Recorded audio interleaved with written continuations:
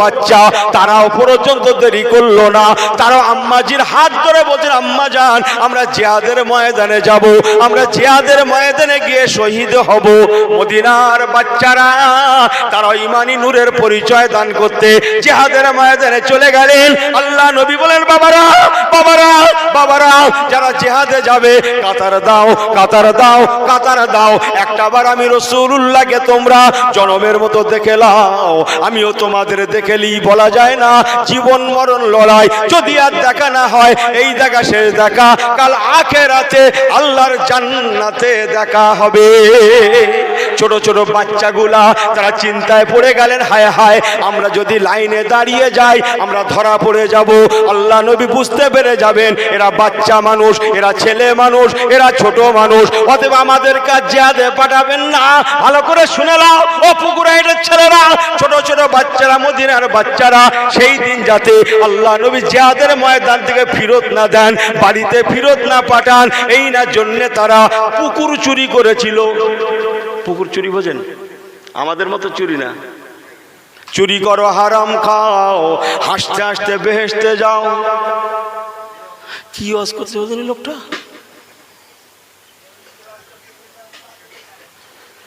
হ্যাঁ, চুরি করো হারাম খাও, হাসতে হাসতে বেহেশতে যাও। যা বলেছে ঠিক বলেছে। চুরি করে করে গোপনে গোপনে আল্লাহর ইবাদত করুন। রাগ হচ্ছে সব থেকে বড় হারাম।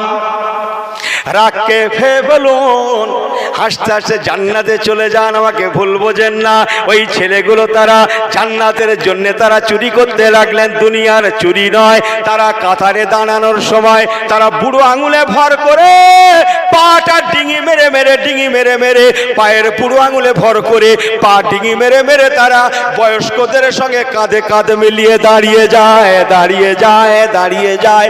আল্লাহ নবী 1 2 3 4 5 6 করে দেখছেন।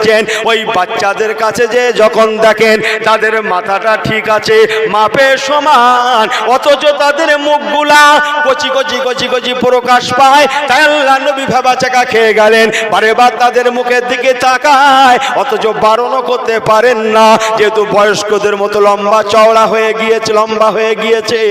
নাজালা বিহি রুহুল আমিন, হযরত জিবরাইল আমিন আসলেন, ইয়া রাসূলুল্লাহ, হাবিবাল্লাহ, হুজুর আপনি অমন করবেন না, আপনি বারে বার ওদের মুখের দিকে তাকাচ্ছেন। ইয়া রাসূলুল্লাহ, হাবিবাল্লাহ, ওদের মুখের দিকে নয় বরং ওদের পায়ের দিকে দেখুন, আপনি ঈমানি পরিচয় পেয়ে যাবেন। আল্লাহ নবী যখন তাদের পায়ের দিকে তাকান, দেখেন তারা জিহাদে যাওয়ার উৎসুক কেমন। জিহাদে যাওয়ার জন্য তারা পায়ের উপরে ভর করে ডিঙি মেরে মেরে তারা দাঁড়িয়ে গিয়েছে, যাতে আল্লাহর নবী তাদেরকে জিহাদের ময়দান থেকে বাড়িতে ফিরত না পাঠান। যে আর না, কোরআনওয়ালা নবীওয়ালা হয়ে যান, বড় জিন্দেগি সোনায় সোহাগা জিন্দেগি হবে। মরেও শান্তি হবে, কবরেও শান্তি হবে, বেঁচে থেকেও শান্তি হবে। বলুন না জোরে সুবহানাল্লাহ। হ্যাঁ, এনার পয়সা আসেনি, স্যানিটাইজার নিয়ে ঘুরে বেড়াচ্ছে, আমি গরিব মানুষ কি করব? রাসূলুল্লাহ চাই, ওসব বাদ দে তো।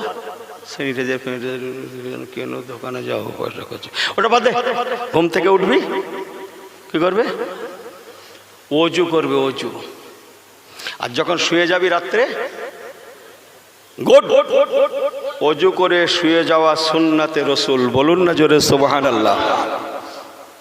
স্যানিটাইজার লাগবে বলে মনে হচ্ছে? এই কথা বলেন না কেন আপনারা? লাগবে। খাওয়ার সময় 5 ওয়াক্ত নামাজে 5 বার ধোয়া হলো তো, এক এক অঙ্গ 3 বার করে ধোয়া হলো তো। তাহলে রাত্রে শোয়ার সময় কি বললাম? ওযু করে শোয়া, কি বললাম? সুন্নত। তাহাজ্জুদ গোজারকারীদের আর একবার ওযু বাড়ে না বাড়ে না? ইশরাক পড়নেওয়ালাদের জন্য আর একবার বাড়ে না বাড়ে না? ভাত খাওয়ার সময় ক হাত ধুতে হয় ভাই? বলেন বলেন বলেন।